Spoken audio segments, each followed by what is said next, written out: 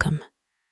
You've reached a place where history unfolds slowly, one quiet story at a time. So settle into a comfortable position, dim the lights if you haven't already, and let the distractions of today fade into the background. There's nowhere you need to be and nothing you need to do except listen. Together, we'll wander through forgotten civilizations, remarkable journeys, and the everyday lives of people who came long before us. Take a slow, comfortable breath, relax, and let the past gently carry you toward sleep. If this is the kind of quiet company you enjoy at night, you're welcome to subscribe, so that the next slow journey through history is waiting for you whenever you need it. There's no rush to do that now or ever. It will simply be here. Tonight, our journey begins in the cold, salt-washed waters of the North Atlantic, roughly 1,000 years ago, long before anyone had written the word America on a map, and long before a Genoese sailor named Christopher Columbus was even born. For centuries, most schoolchildren in the Americas and much of Europe were taught a simple, tidy story. In 1492, Columbus sailed the ocean blue, and in doing so, he discovered a new world that no European had ever seen before. It is a clean story. It fits neatly into a single sentence, a single date, a single name. And like many clean stories, it leaves out almost everything interesting. The truth, as it usually does, took its time revealing itself. Nearly 500 years before Columbus set foot on a Caribbean island, Norse sailors, the people we now call Vikings, had already crossed the Atlantic and made landfall on the shores of North America. They built houses there. They repaired their ships there. They gave the land names, and they lived among its plants and rivers for a time, before eventually sailing home and leaving barely a trace behind. This is not a controversial claim among historians today. It is, in fact, settled and well documented. But it took the better part of 1,000 years for that truth to be widely accepted, and even longer for it to make its way into ordinary history books. Tonight, across the segments ahead, we will move slowly through that story. We will look at who these Norse voyagers were, why they crossed such a dangerous ocean in open wooden boats, what they found when they arrived, and why their journey was quietly set aside by history for so long, only to be rediscovered later through patient archaeology. We are not here to chase drama or scandal. The truth of this story is calm enough on its own. It is a story about memory, about how nations choose their founding myths, and about how slowly and carefully real evidence has to be gathered before it can overturn a story people have grown comfortable believing. Let us begin, as these stories often do, not with the voyage itself, but with the world that made the voyage possible.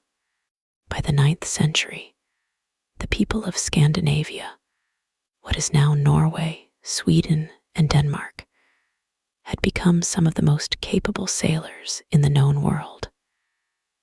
Their longships were narrow, shallow, and flexible, built from overlapping planks of oak in a method called clinker construction. These vessels could cross open ocean, Yet they could also glide up shallow rivers, which made the Norse remarkably mobile.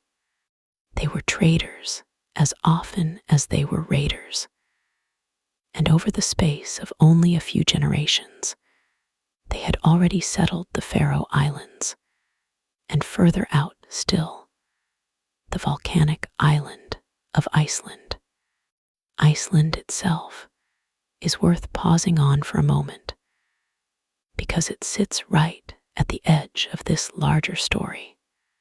Norse settlers began arriving there in the late 800s, drawn by open land and the promise of independence from the increasingly centralized kingdoms forming back home.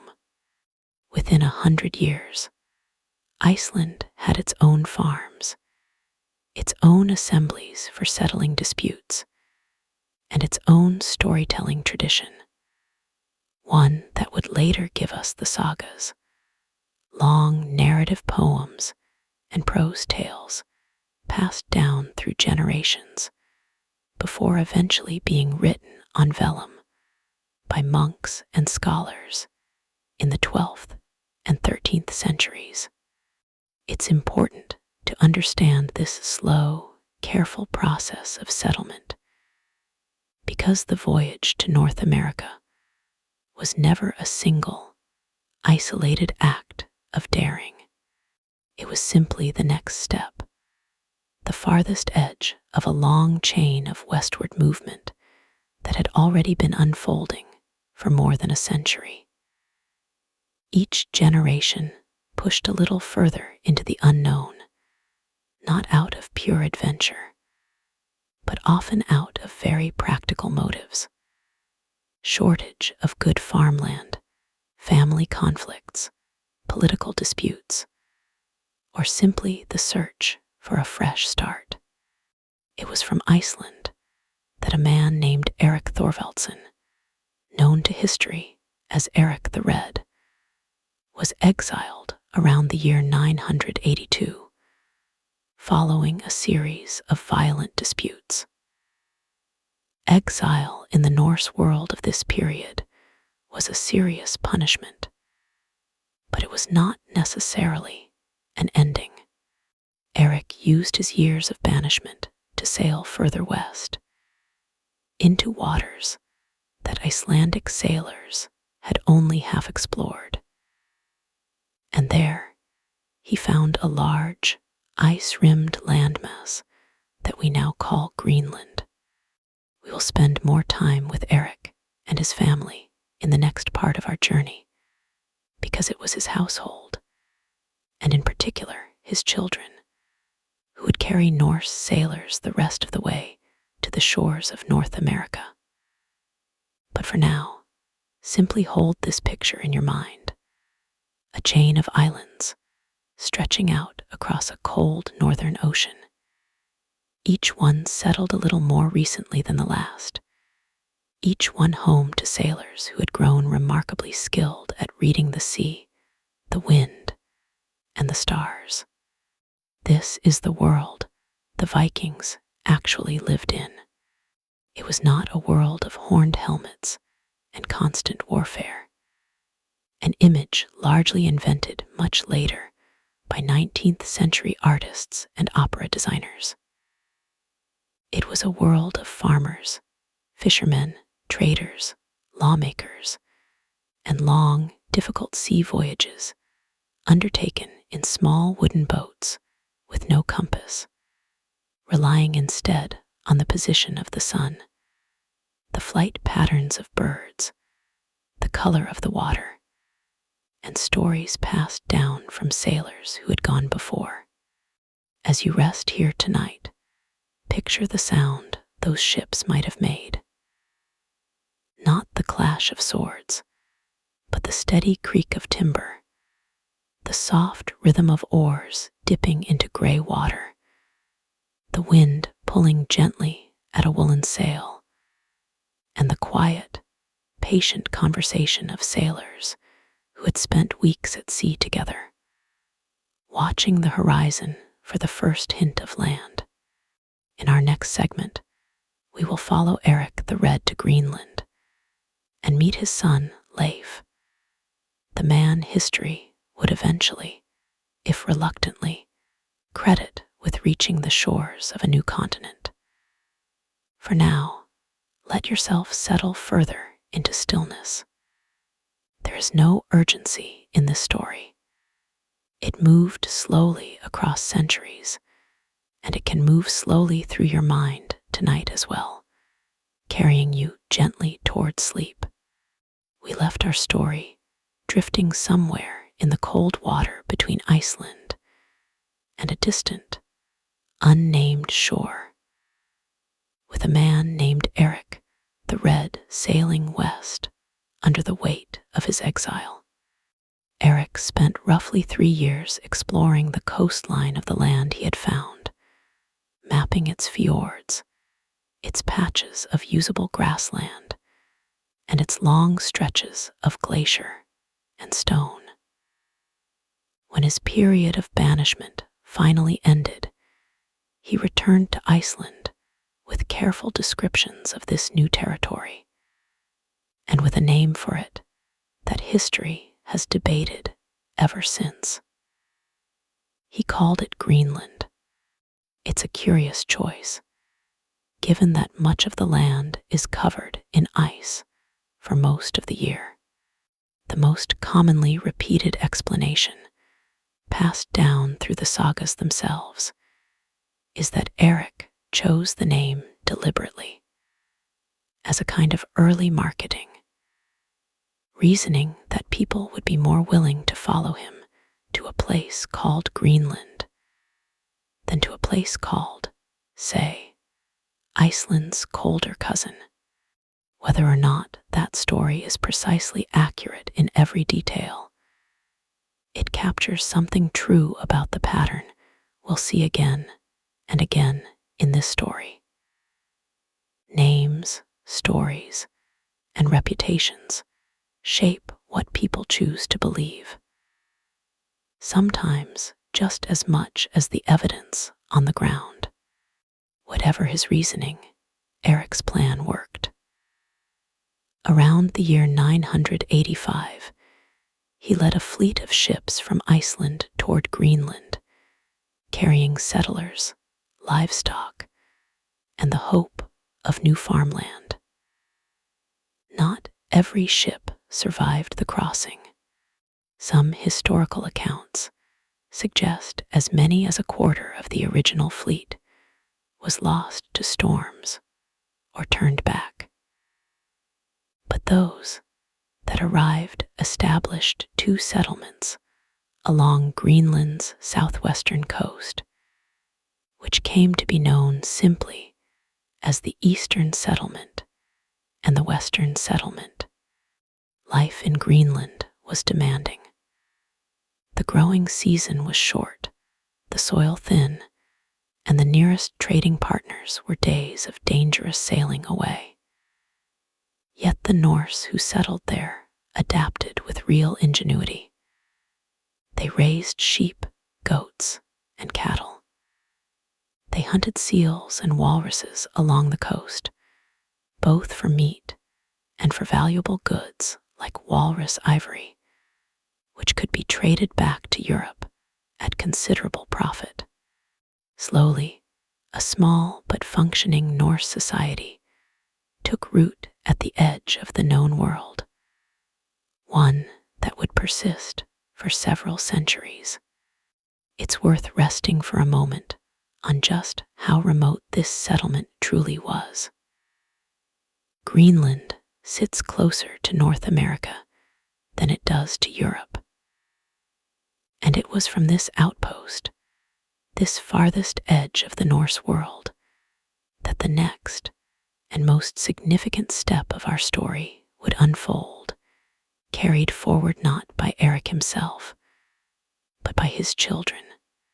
Erik the Red had several sons, but the one history remembers most clearly is Leif, sometimes called Leif Erikson, meaning Leif, son of Erik, according to the 2 main saga traditions that describe these events: the saga of Erik the Red and the saga of the Greenlanders, which agree on many broad details but differ in smaller particulars.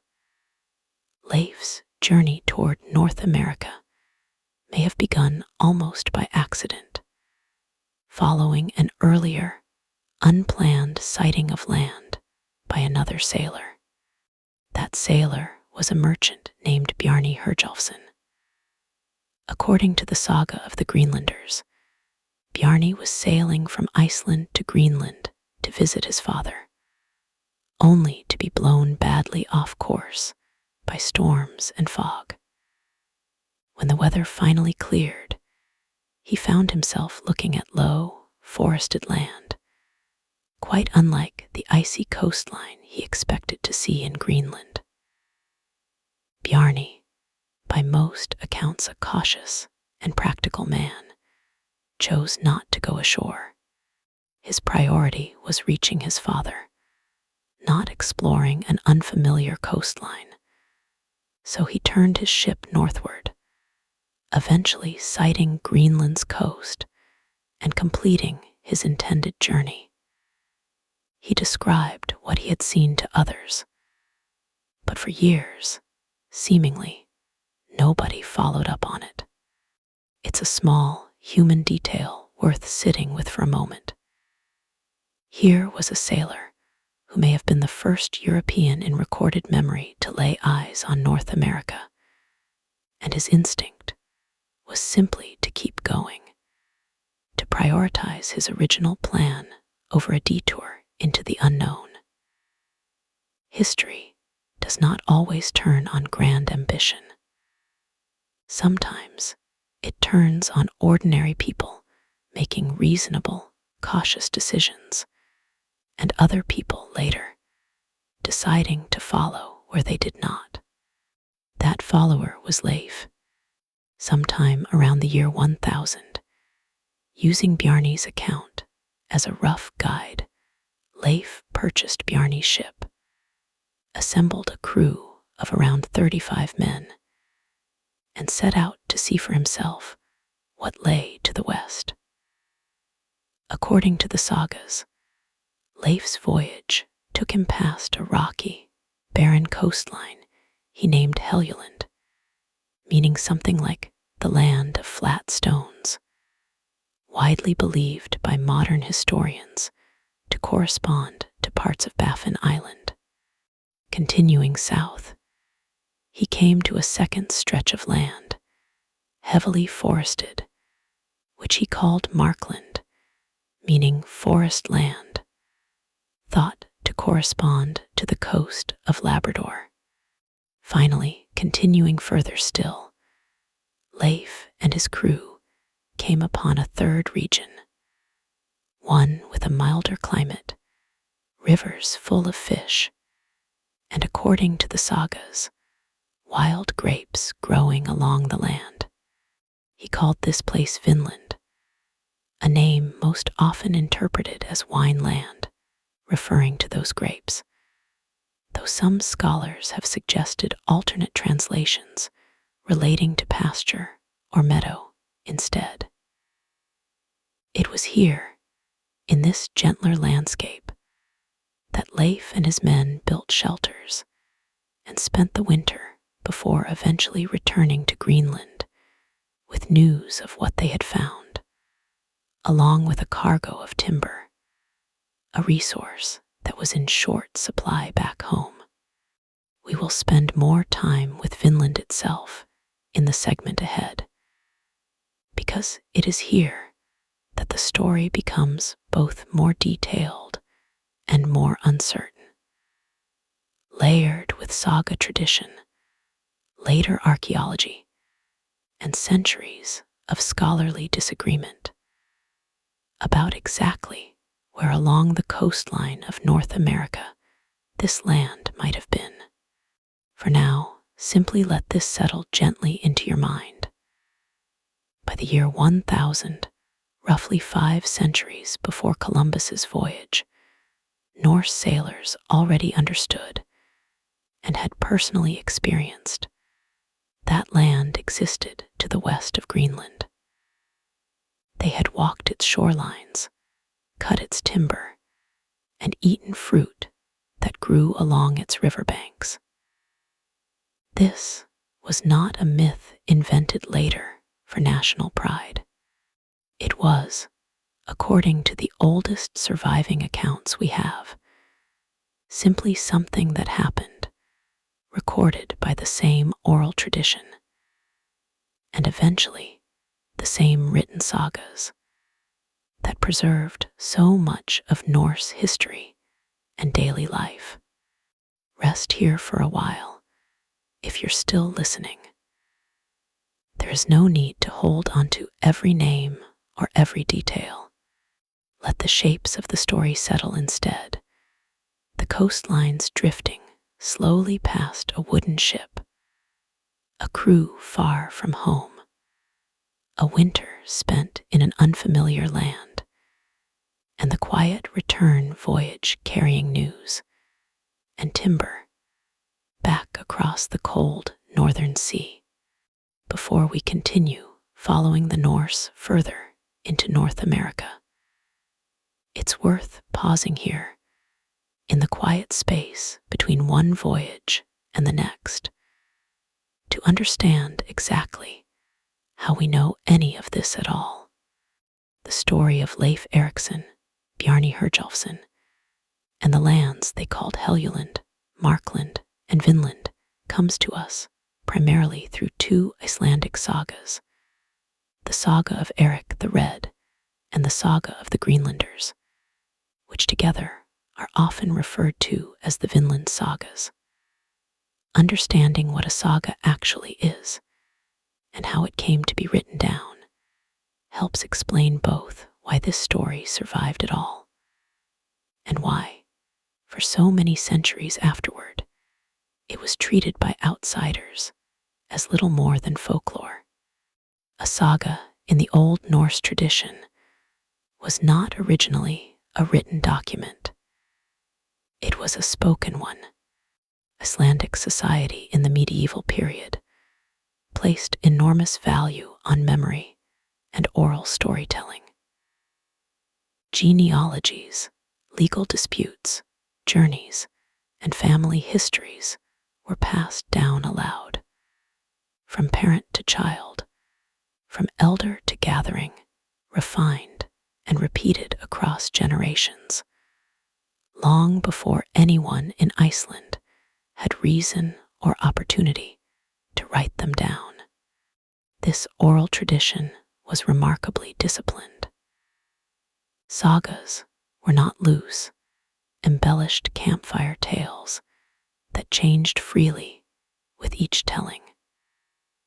They followed established patterns of structure and detail, and audiences who had heard a story many times would have noticed and likely objected to significant alterations. This doesn't mean every detail preserved across 2 or 3 centuries of oral transmission was perfectly accurate. Some blending of events, some exaggeration, and some simple human error were almost certainly introduced along the way. But it does mean these were not casual inventions. They were treated as history by the people who told and retold them. It wasn't until the 13th century, roughly 200 years after the events they describe, that these oral histories were finally written down, most likely by Christian monks and scholars working in Iceland's monasteries and scriptoriums. Using vellum made from treated animal skin and ink made from natural pigments. This is where the saga of Erik the Red and the saga of the Greenlanders take the form we can still read today, preserved in manuscript collections that have survived, remarkably, for the better part of 800 years. Here lies one of the quieter tensions in this whole story. 200 years is a long time for an oral account to travel before being fixed permanently onto parchment. And the two surviving sagas, while agreeing on the broad outline of the voyages, differ from each other in specific details, including who exactly discovered land first, in what order the voyages happened, and precisely what occurred during the Norse settlement attempts in Vinland itself. Historians studying these documents today generally treat them the way a careful reader might treat two elderly relatives recalling the same family trip decades later. Broadly reliable about the fact that the trip happened, and even about many of its larger details, but understandably inconsistent about smaller specifics. This is a very different kind of historical evidence from, say, a Roman military record or a royal decree stamped with an official seal. The sagas are literature as much as they are history, shaped by storytelling conventions, by the reputations families wished to preserve, and by the values of the society that told them.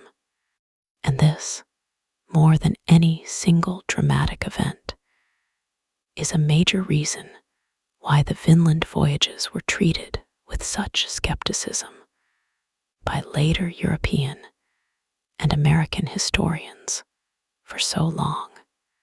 Written evidence that had passed through 2 centuries of oral tradition before being set down by monks in a remote North Atlantic island understandably struck later scholars, working from the comfort of London or Paris or Boston, as a far less trustworthy foundation than official government records or the accounts of famous, celebrated explorers like Columbus, whose voyages were documented almost immediately by the very institutions that funded them.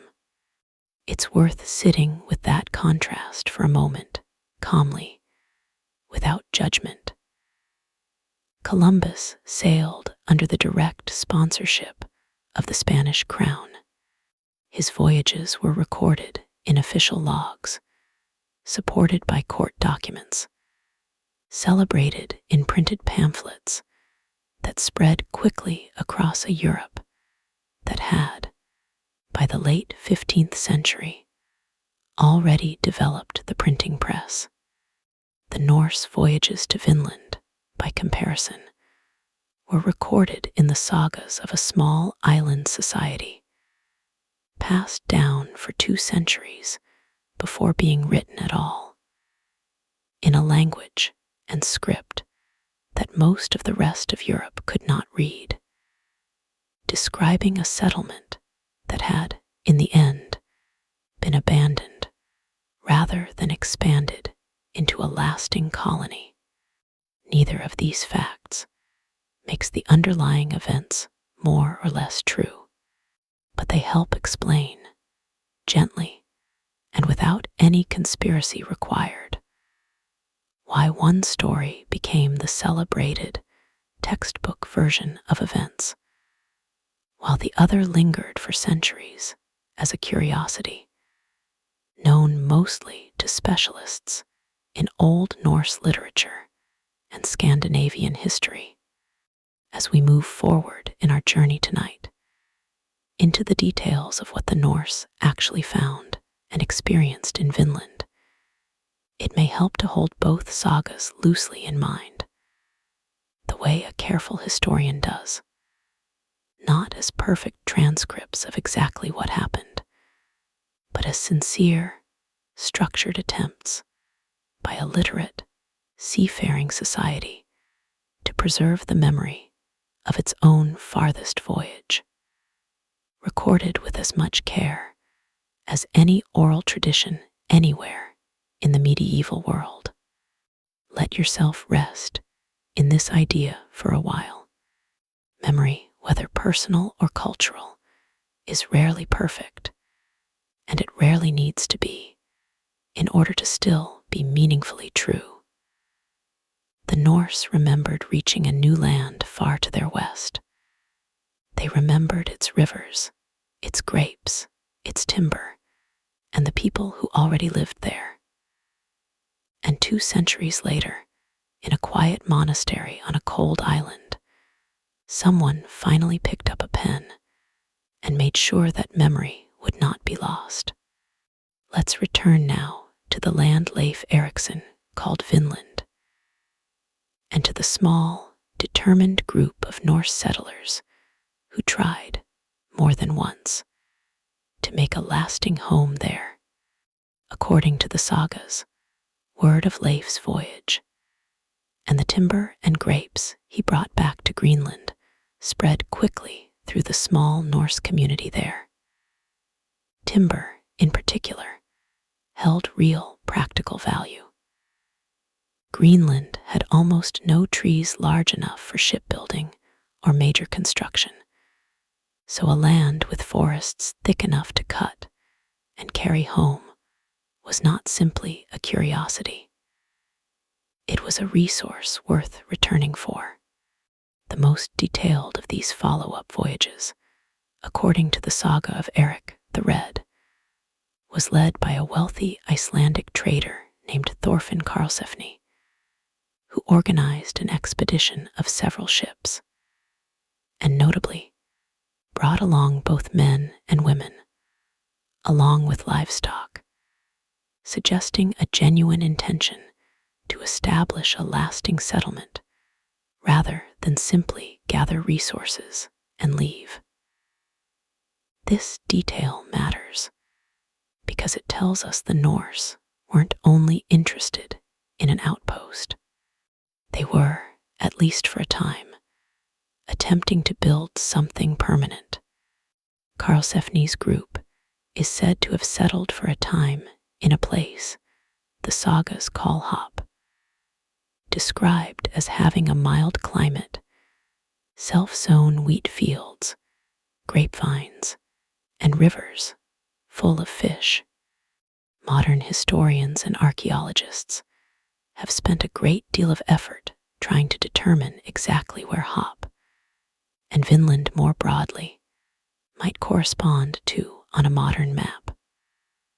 Wild grapes, in particular, offer a useful clue, since they do not grow naturally as far north as Newfoundland, suggesting that at least some of the areas the Norse explored, and perhaps briefly settled, extended further south, possibly into the Gulf of St. Lawrence region, or even parts of what is now New Brunswick.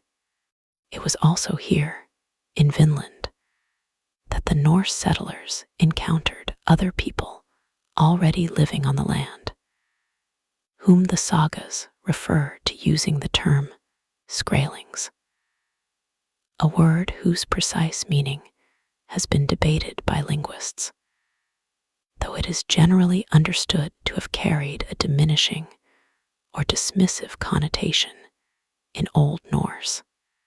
These were very likely ancestors of indigenous peoples belonging to groups such as the Beothuk, Mi'kmaq, or related communities of the northeastern coast.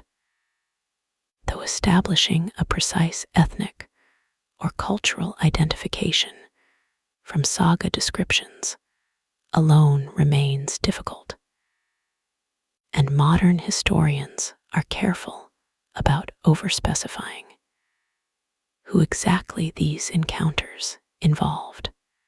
The relationship between the Norse and the peoples they encountered was, according to the sagas, mixed. There are accounts of early trade, with the Norse exchanging strips of red cloth for furs, and other accounts of growing suspicion and eventually open conflict, including skirmishes described in both sagas that resulted in casualties on both sides. It's worth noting, gently, that we only have the Norse account of these interactions. No corresponding indigenous oral tradition describing these same encounters has survived into the written historical record in a directly comparable form, which means our understanding of this contact remains, by necessity, one-sided and incomplete. What the sagas make reasonably clear, however, is that this friction, combined with the sheer distance from Greenland and the difficulty of maintaining supply lines across such a long stretch of open ocean, ultimately made permanent settlement impractical. After a few years, sometimes described as 2 or 3 winters, Karlsefni's group made the decision to abandon Vinland and sail back to Greenland. Other, smaller expeditions may have followed in the years afterward, continuing to visit the region for timber and other resources. But no lasting Norse colony was ever established in North America. Vinland was visited and lived in for a time, but it was never built into something enduring in the way that Iceland or Greenland had been. Try, if you can, to picture what that decision must have felt like, made slowly, over the course of a difficult winter, weighing every practical consideration. A gentler climate than Greenland, better soil, and forests full of timber, set against growing tension with the region's existing inhabitants, and an ocean crossing so long and dangerous that resupply from Greenland was never reliable. In the end, distance and uncertainty outweighed opportunity, and the Norse chose to withdraw rather than risk everything on a foothold they could not easily defend or support. This detail, more than almost any other, is worth remembering as we move forward in our story tonight. The Norse did not fail to discover North America. They discovered it, explored a meaningful stretch of its coastline, interacted with the people already living there, harvested its resources, and ultimately made a calculated decision to leave. It was a discovery followed by a withdrawal, not a discovery followed by conquest or lasting colonization. And that distinction matters enormously for understanding why this story faded from wider memory for so long afterward. There is something quietly human in this ending. Not every difficult journey needs to conclude in permanent triumph to still have been real and still have mattered. The Norse sailed further west than any other Europeans of their time. They stood on North American soil roughly 5 centuries before Columbus, and then, for reasons of prudence rather than defeat, they turned their ships back toward home, carrying with them stories that would eventually be spoken aloud for 200 years before anyone thought to write them down. Rest here a while, if sleep hasn't found you yet. Picture the last Norse ship pulling away from the Vinland coastline, the shore slowly receding into fog, the grapevines and rivers left behind, remembered only in the words that would, centuries later, quietly make their way onto vellum, and centuries after that, into the story we're sharing with you tonight. After the Norse withdrew from Vinland, contact with North America did not end entirely, though it grew increasingly faint over the following centuries.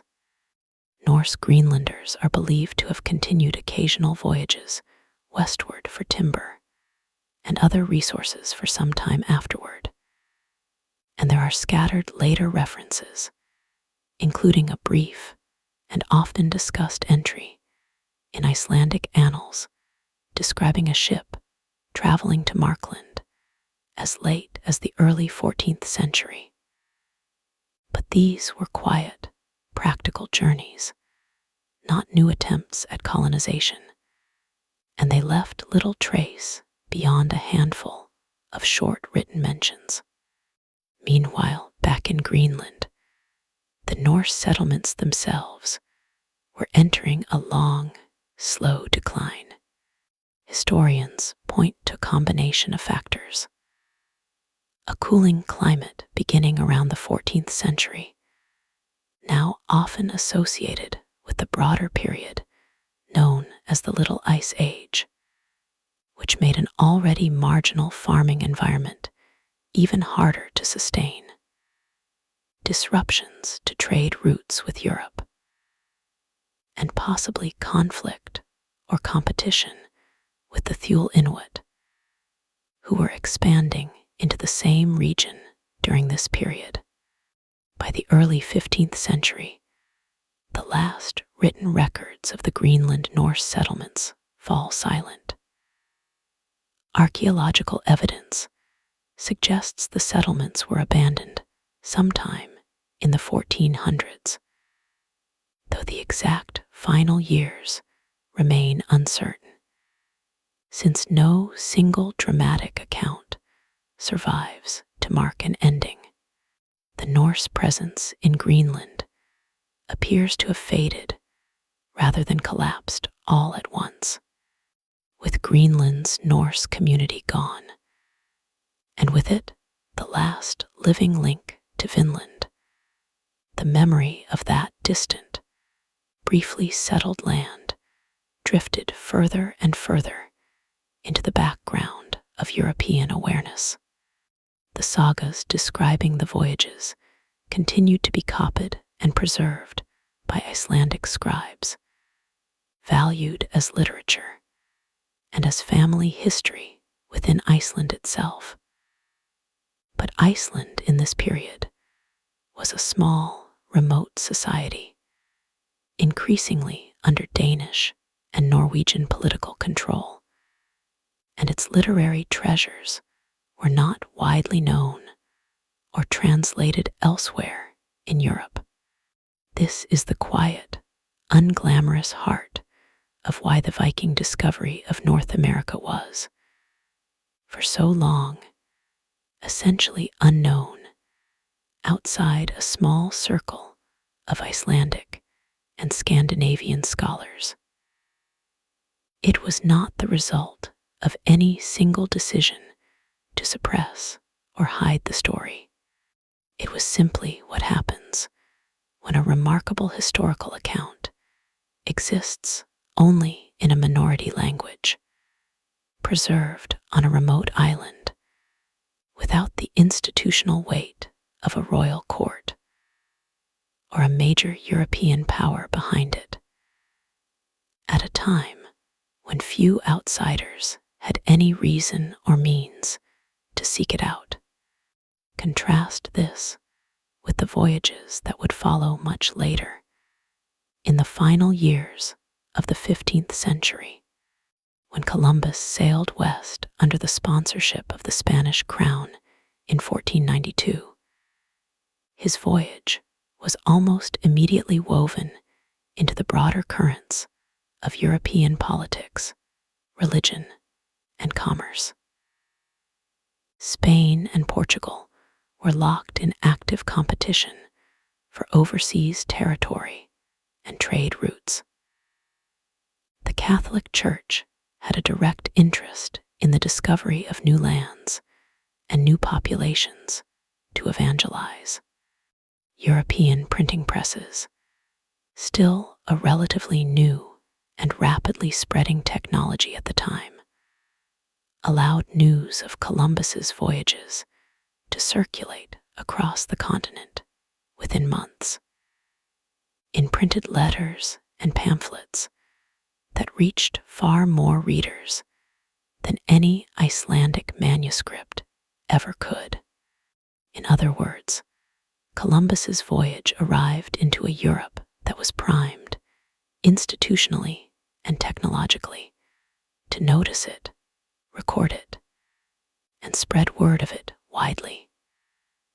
The Norse voyages to Vinland, 5 centuries earlier, arrived into a smaller, more insular world without a printing press, without competing royal sponsors racing to claim credit, and without a church actively seeking to document new lands for its own purposes. The difference in how each story was preserved and spread had far less to do with the relative importance or reality of the voyages themselves, and far more to do with the surrounding infrastructure of memory. Who was writing, who was reading, and who had a reason to make sure the story reached a wider audience.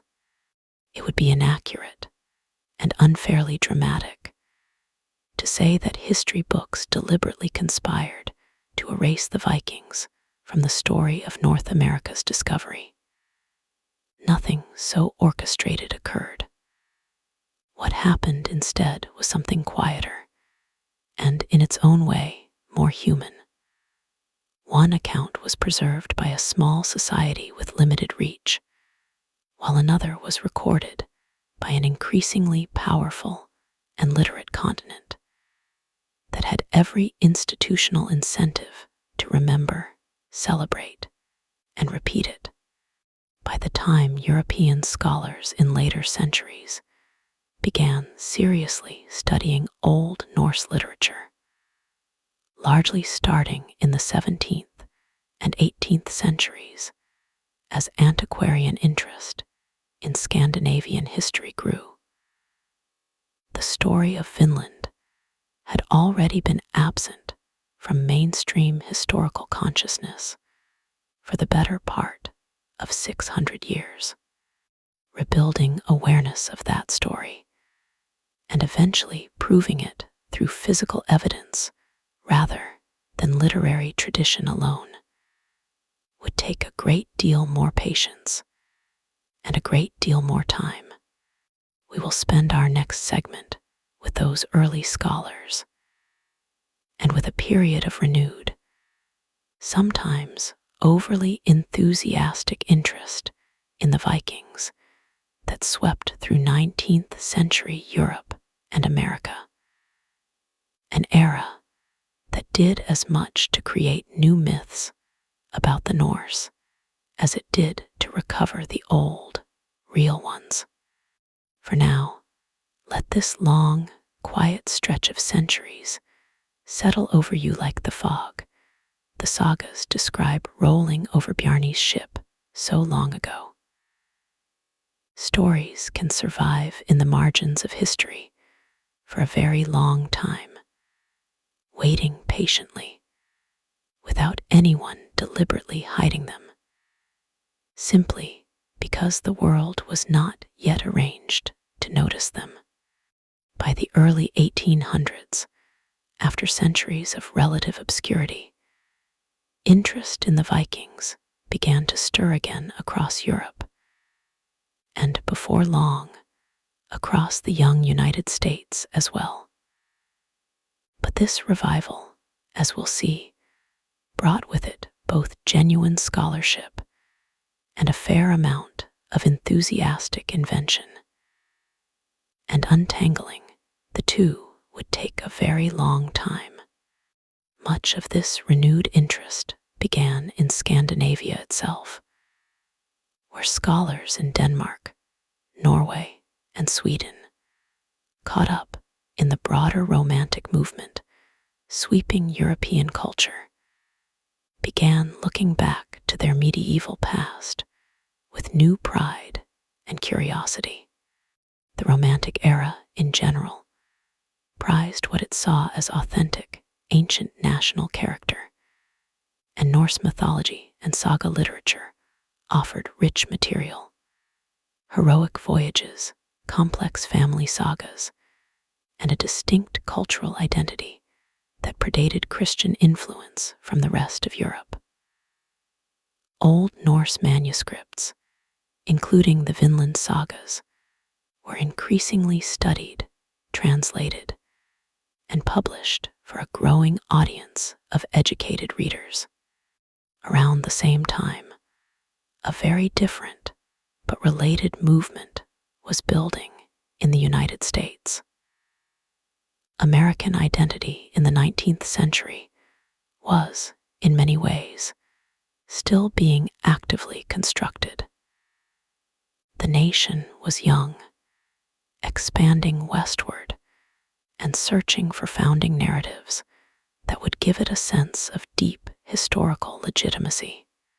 For much of the century, Christopher Columbus had already been firmly established as that founding figure, celebrated in place names, monuments, and eventually, by 1892, a major national quadricentennial celebration of his 1492 voyage. But not everyone was entirely comfortable with Columbus occupying that singular role, for reasons that had less to do with historical accuracy and more to do with the identity politics of 19th century America itself. A significant wave of Scandinavian immigration to the United States, particularly to the upper Midwest, brought with it communities of Norwegian, Swedish, and Danish Americans who took considerable pride in their Viking ancestry and who were, understandably, eager to see that heritage recognized within the broader story of American history. At the same time, some American commentators of this period, reflecting the era's often uncomfortable religious and ethnic tensions, were drawn to promoting a Norse discovery narrative partly as an alternative to a story centered on Columbus, an Italian sailor working under a Catholic Spanish crown in a period when anti-Catholic and anti-immigrant sentiment was not uncommon in parts of American public life. This is an important, if slightly uncomfortable, thread to acknowledge honestly. The renewed 19th century interest in Vikings in North America was not purely, or even primarily, a matter of careful historical investigation. It was tangled up with contemporary debates about immigration, religion, and whose ancestors deserved a central place in the story of the nation's origins. Genuine scholars working with the sagas existed throughout this period and made real contributions, but they worked alongside a much louder, more public wave of enthusiasm that was often far less careful about separating documented saga evidence from wishful invention.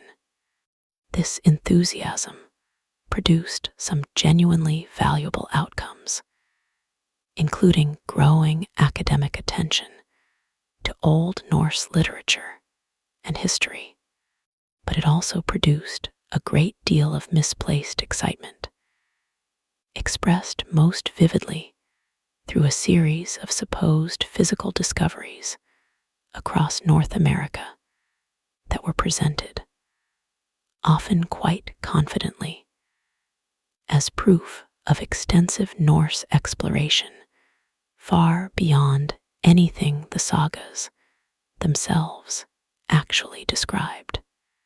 We'll look closely at some of these claimed discoveries in our next segment, because separating genuine evidence from enthusiastic mistakes and outright fabrication turns out to be one of the more important and more calming parts of this entire story. For now, it's worth simply sitting with this idea.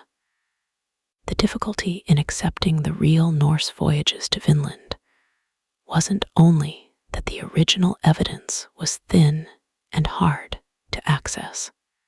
It was also that, once interest did return in the 19th century, it arrived wrapped in so much exaggeration and so much cultural motivation unrelated to the facts themselves, that serious historians grew increasingly cautious, and understandably so, about taking any claim of Norse presence in North America at face value.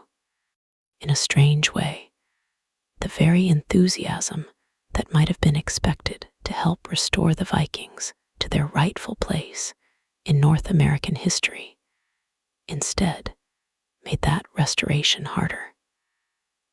Careful scholars, watching amateur enthusiasts announce one dramatic proof after another, most of which did not hold up to scrutiny, grew increasingly skeptical of the entire subject, sometimes throwing out real evidence along with the false.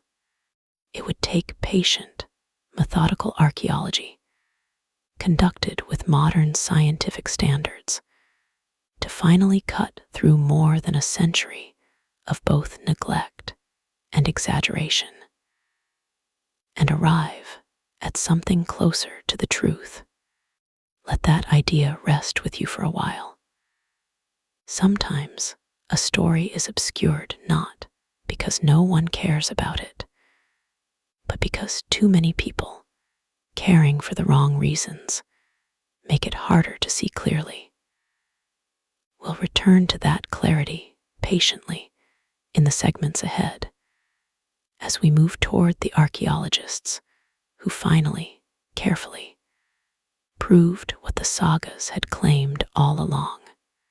As 19th and early 20th century interest in Vikings grew across North America, so did the number of claimed physical discoveries meant to prove the Norse had traveled far beyond the coastlines described in the sagas.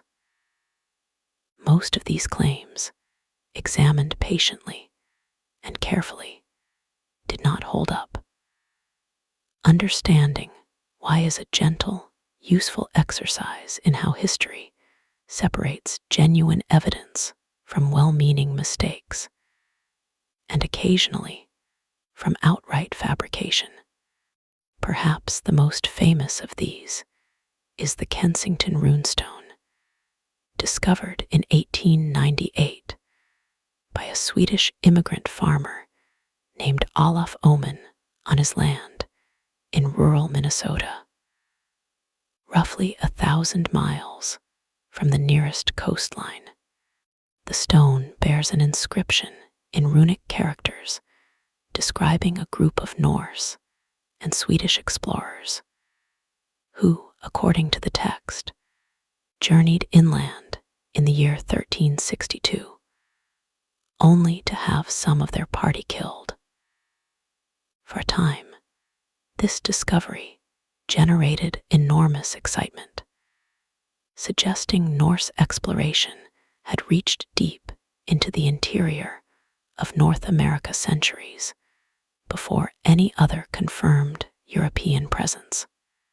However, careful linguistic analysis conducted over the following decades revealed serious problems with the inscription. Runologists studying the stone's language identified word forms, grammatical patterns, and even specific runic characters that did not match authentic 14th century Scandinavian usage, but instead resembled 19th century Swedish dialect features. The kind a Swedish immigrant farmer familiar with runic alphabets from books available at the time might plausibly, even if not maliciously, have produced.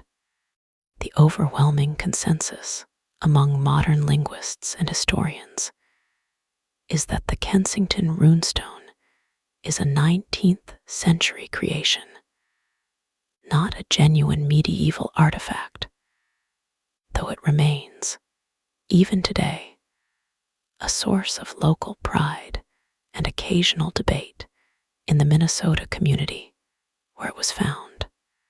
A similar story surrounds the so-called Newport Tower in Rhode Island, a stone structure that some 19th and early 20th century enthusiasts suggested might be a Norse-built structure, perhaps even a church or watchtower left behind by Vinland settlers.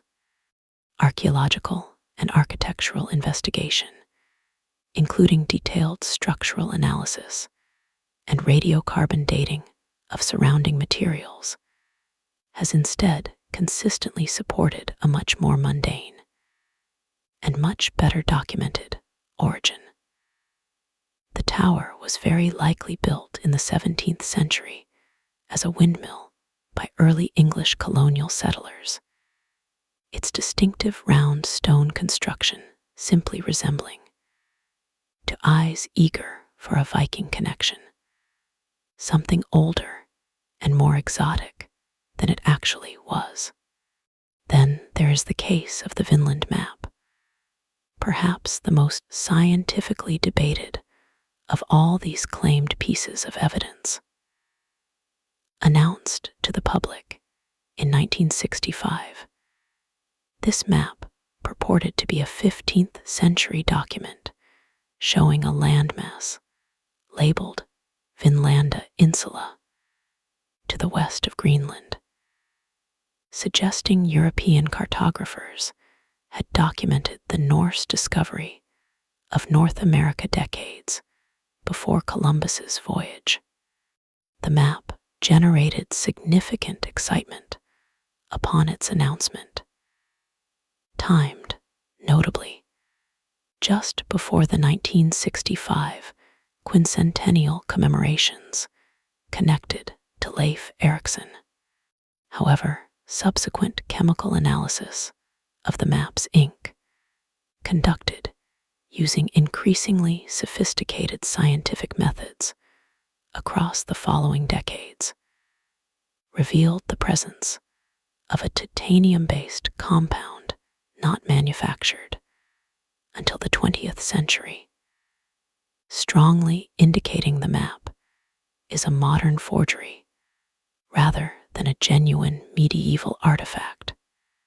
This conclusion, reached through multiple independent scientific analyses over several decades, is now widely, though not universally, accepted among historians and conservation scientists. It's worth pausing here gently to notice a pattern across all three of these examples. None of them ultimately needed to exist. The genuine, well-documented Norse voyages to Vinland, preserved carefully in the sagas and eventually confirmed through legitimate archaeology, did not require a runestone in Minnesota, a tower in Rhode Island, or a forged map to be true. And yet the enthusiasm of the era, combined with a genuine cultural desire to see Norse heritage recognized more prominently in American history, created fertile ground for these claims to circulate widely, sometimes for decades, before careful scientific analysis could quietly, patiently sort fact from wishful thinking, or in the case of the Vinland map, from deliberate deception.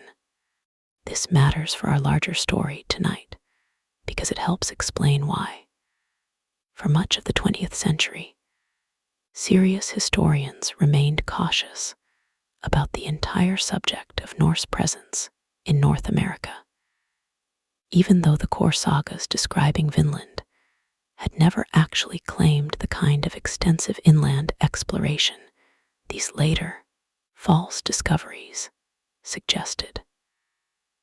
The genuine story was more modest, and in some ways more believable than the exaggerated version that had grown up around it. But separating the two required real archaeological proof, conducted with careful scientific method, rather than another enthusiastic announcement. That proof, when it finally arrived, would not come from a farmer's field or a colonial tower, but from a windswept, remote stretch of coastline in northern Newfoundland, where two patient researchers would spend years carefully excavating what the ground itself had quietly preserved for nearly 1,000 years. Let yourself rest here for a while. Sometimes the truth doesn't need embellishment to matter. It only needs someone patient enough to look for it properly, and honest enough to set aside the exciting claims that turn out not to hold up. In the middle of the 20th century, a Norwegian writer, explorer, and former lawyer named Helge Ingstad began a quiet, methodical search of his own. One that would finally provide the physical proof that centuries of saga scholarship alone had never quite been able to deliver. Ingstad had lived an unusually varied life. Born in Norway in 1899, he trained first as a lawyer before leaving that career behind to live for several years among indigenous trapping communities in northern Canada, an experience that gave him both practical wilderness skills and a deep personal interest in the history of exploration across the North Atlantic. By the late 1950s, drawing on years of studying the Vinland sagas closely, Ingstad had become convinced that the descriptions of Leif Erikson's landing sites, if read carefully and matched against the actual geography of the eastern Canadian coastline, pointed toward a specific, findable location, rather than remaining a vague literary mystery. Ingstad spent several years traveling the coastlines of New England and eastern Canada, comparing local geography against details in the sagas, and asking local residents whether they knew of any old, unusual mounds or ruins along the shore. In 1960, this patient search led him to a small fishing community on the northern tip of Newfoundland called Elance Ox Meadows. There, a local resident named George Decker showed Ingstad a set of grass-covered mounds and ridges near the shoreline, features that most people in the area had simply assumed for generations to be the remains of an old indigenous or early fishing encampment, unremarkable and not particularly old. Ingstad suspected otherwise. Over the following year, he returned with his wife, Anne Stein Ingstad, a professional archaeologist, and together they began a careful excavation that would ultimately continue across 7 separate expeditions from 1961 to 1968. What Anne Stein Ingstad and her team uncovered, slowly and meticulously over those years, was remarkable. 8 distinct building foundations emerged from the turf, including several large hall-like structures, smaller outbuildings, and what appeared to be a workshop area. The construction style, methods, and layout closely matched Norse building techniques known from Iceland and Greenland during the same general period, quite different from the construction traditions of indigenous peoples in the region, or from later European colonial settlers. Alongside the building foundations, the team recovered a small but telling collection of artifacts: iron boat rivets, a bronze cloak pin of a style used across the Norse world, a stone oil lamp, evidence of iron smelting, and a spindle whorl, a small tool used in spinning wool into thread, an item strongly associated with the presence of women at the site, since textile production in Norse society was traditionally women's work. This last detail deserves a moment of quiet attention. The presence of a spindle whorl suggested this was not simply a rough camp of male sailors passing through, but a settlement that included women, consistent with the sagas' own descriptions of Karlsefni's expedition, bringing families and livestock with the intention of establishing something lasting. Radiocarbon dating of materials recovered from the site placed its occupation firmly around the year 1000, remarkably consistent with the timeline suggested by the sagas themselves. For decades, this dating could only be expressed as a broad range, centered on that approximate year. It would take several more decades of continued scientific advancement before an even more precise answer emerged. In 2021, a team of researchers led by Margit Kjoitums and Michael D., using an innovative dating method involving traces left in tree rings by a known solar radiation event in the year 992, examined pieces of wood recovered from the site that bore clean metal tool cutting marks, evidence that could only have come from Norse visitors, since the region's indigenous inhabitants at the time did not use metal tools of this kind.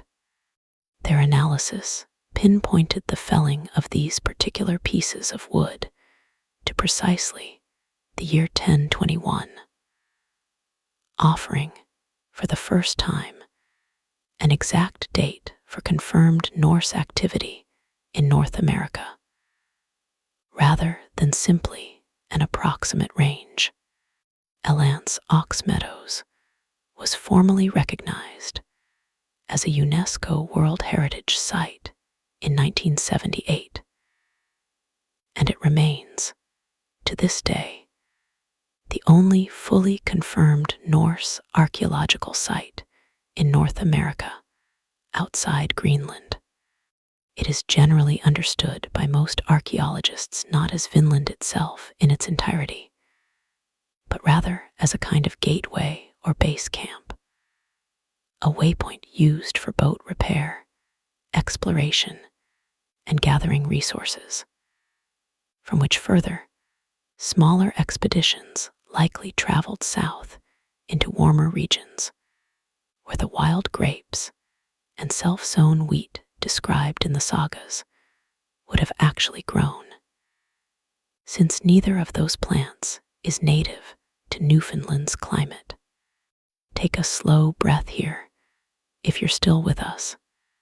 After roughly 200 years of oral tradition, another 200 years of a saga sitting quietly in Icelandic manuscripts, 6 centuries more of near total silence outside Scandinavia, a 19th century revival tangled up with exaggeration and outright forgery.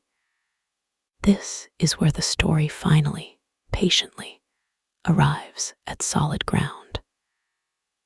Not a runestone in a farmer's field, not a mysterious tower or a forged map, a modest cluster of turf-covered building foundations on a quiet, windswept coastline, waiting nearly 1,000 years for 2 patient researchers, and a persistent, careful reading of an old story to bring them back into the light.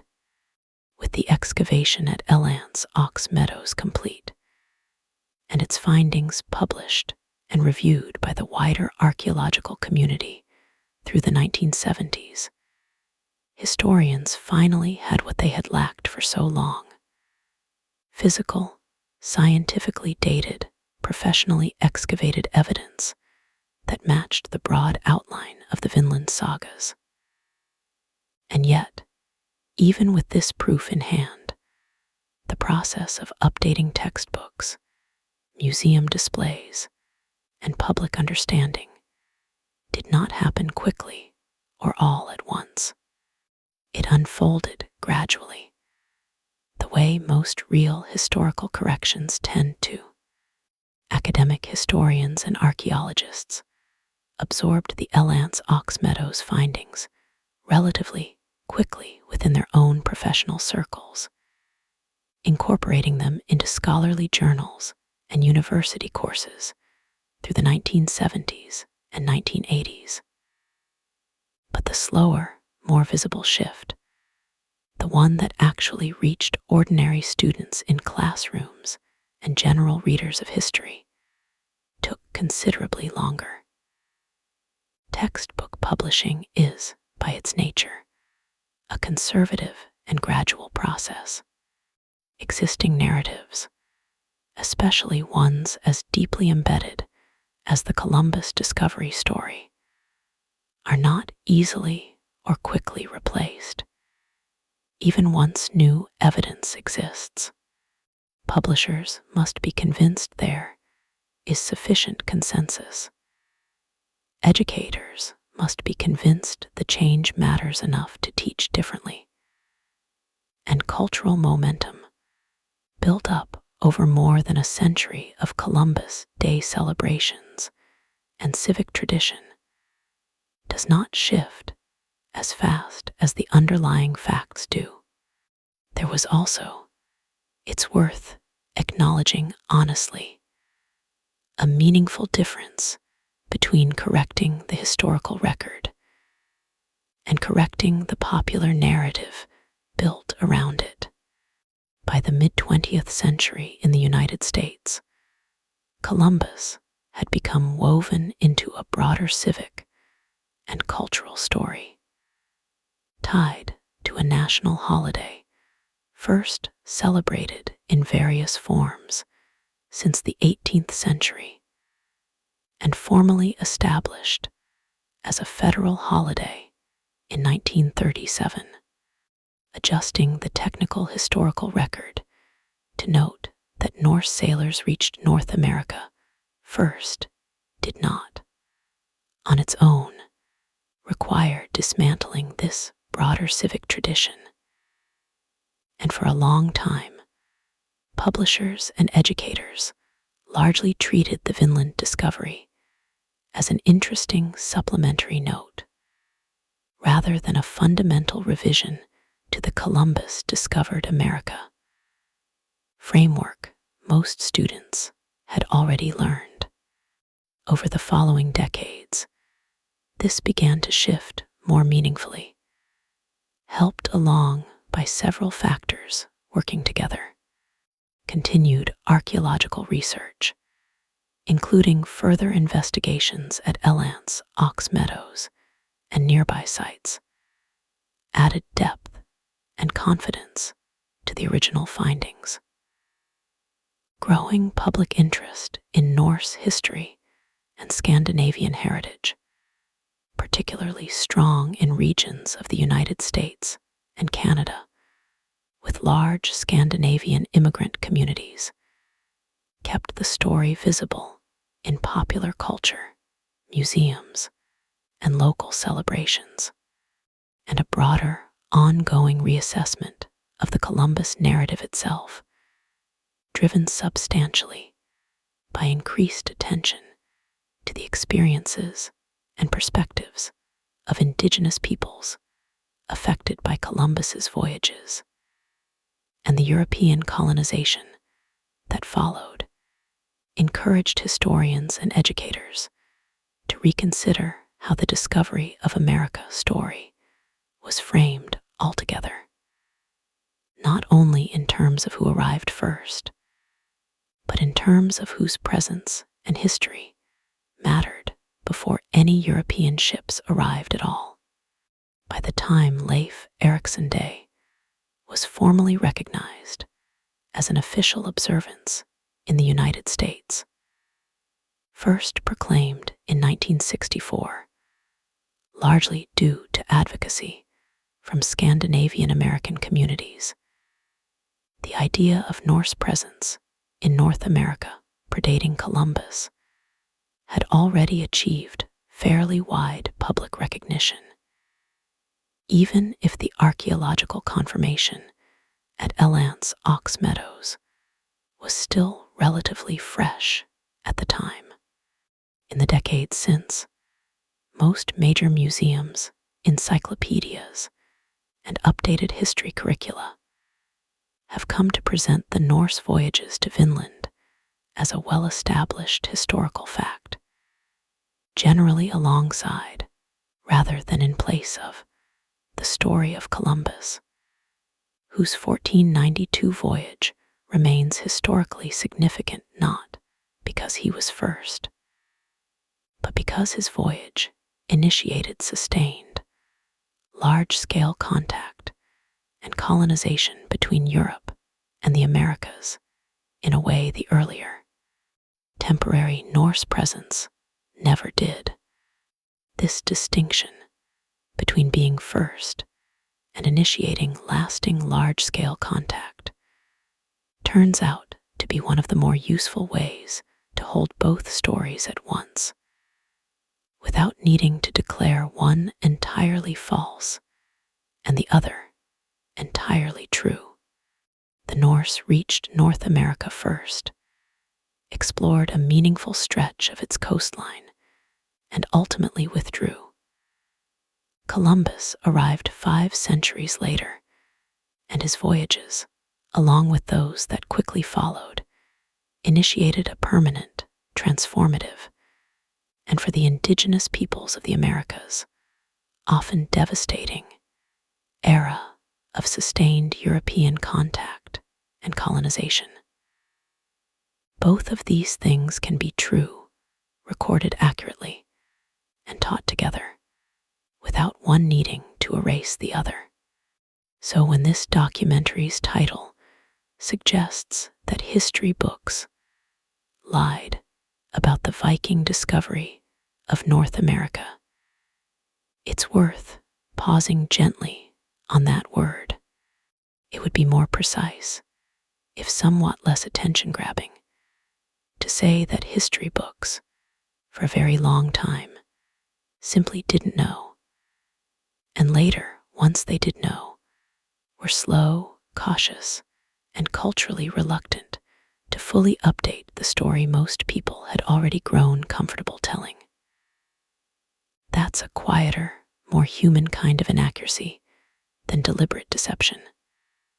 The kind that happens whenever evidence takes a long, winding path before it finally reaches the page. Rest here for a while longer. We're nearing the end of our journey together tonight, and there's no need to rush toward it.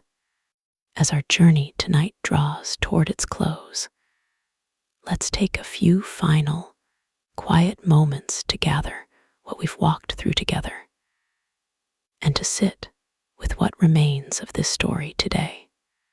Elant's Ox Meadows still stands on the northern tip of Newfoundland, now preserved as a National Historic Site and UNESCO World Heritage location. Its original turf building foundations protected, and reconstructed sod houses built nearby to give visitors a sense of what the settlement might once have looked and felt like. Each year, people travel to that quiet, windswept shoreline to stand where Norse sailors once repaired their ships, smelted iron, and spun wool into thread nearly 1,000 years ago. Since Ingstad's original excavation, archaeological interest in the broader region has continued carefully. Researchers have examined other potential sites along the coastlines of eastern Canada, hoping to locate further evidence of Norse activity beyond Elant's Ox Meadows. Though as of now, it remains the only site where evidence has been considered conclusive enough to earn full scientific confirmation.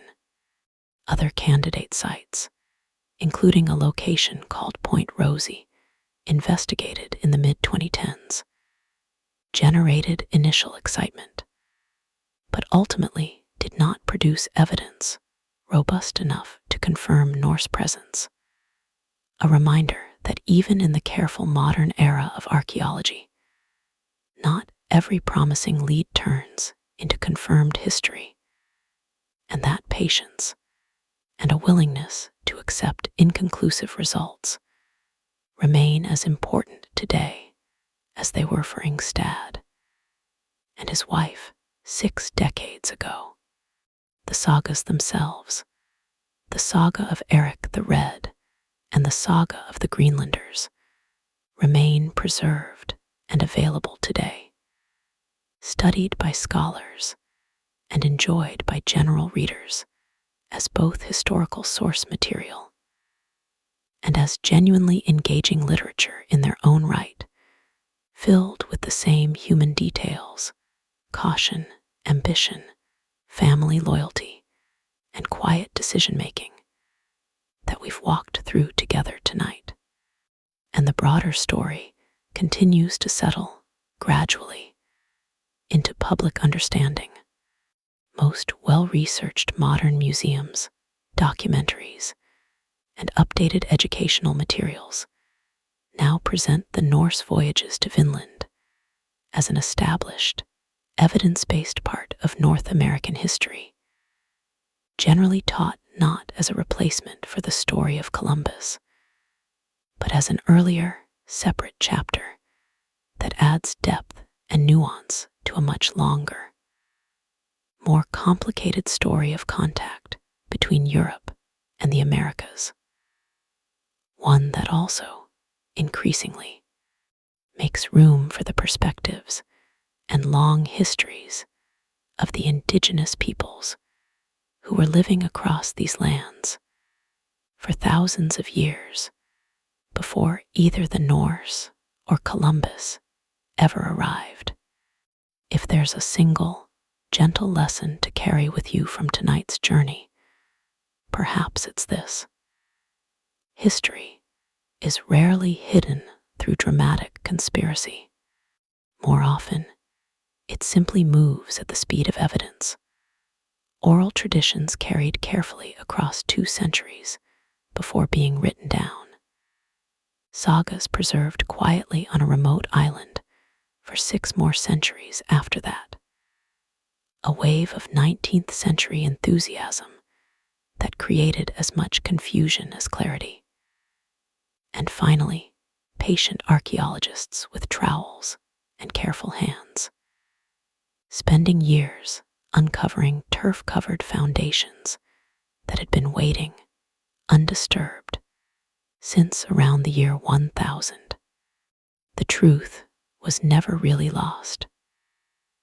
It was simply waiting, the way so much of history waits for someone patient enough to listen to an old story, careful enough to test it against physical evidence, and honest enough to let the evidence, rather than the story people already preferred, have the final word. Thank you for spending this quiet time with us tonight, drifting slowly through Iceland's early settlements, Erik the Red's exile, and his ice-rimmed Greenland, Leif Erikson's voyage past Helluland and Markland toward the grapevines of Vinland, the sagas that carried that memory for 400 years before the world outside Scandinavia knew to listen, the long silence that followed, the enthusiastic missteps of the 19th century, and finally, the patient, careful proof uncovered on a quiet Newfoundland shoreline. If you found this kind of slow, factual company helpful tonight, consider subscribing so that the next story is simply here, waiting for you whenever you need it again. Wherever you are in your own night right now, let your breathing continue to slow. Let your thoughts settle the way a ship settles into harbor after a long voyage, gently, without urgency, exactly where it was always meant to come to rest.